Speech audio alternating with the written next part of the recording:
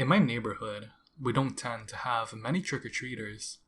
I live only 15 minutes or so from the rich part of town, and most kids between the ages of 8 to 14 beg their parents to drive them over, as some people even give away gift cards, depending on how generous they feel.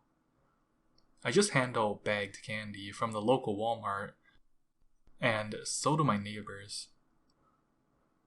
All I ever get is the really young kids whose parents take them for the fun of it and not for the candy themselves.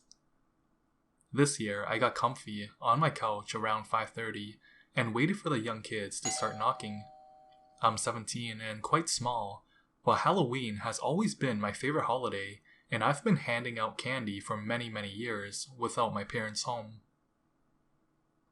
All was well and good, and by 7:30 most of the traffic had passed, but I decided to keep my lights on until 8:30 in case anyone came back from the other part of town and wanted to score a few more Kit Kats before tucking in for the night.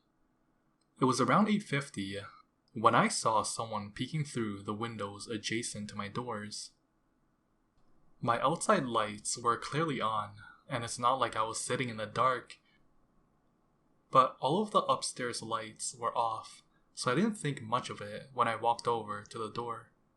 When I opened the door, a very large man, anywhere from 18 to maybe even early 20s, was facing me.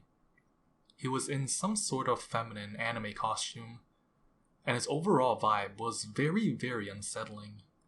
I grabbed my candy, but I felt too uncomfortable making conversation with him and offering him the bowl, as he was only speaking Japanese to me. I just really didn't like what was going on. It's hard to explain, but I could feel in my gut that something was off with him. I handed him some candy and was so nervous that I actually ended up dropping a few pieces, which he very quickly scooped up and used as an opportunity to stand back up uncomfortably close to me, almost in my doorway. I quickly closed the door, not even saying have a good night or anything like that. And when I started to turn the lock, I saw out of the corner of my eyes another man, probably 18 or 19, out of costume, peeking into one of my windows in a room further down my house, but still connected to the front area.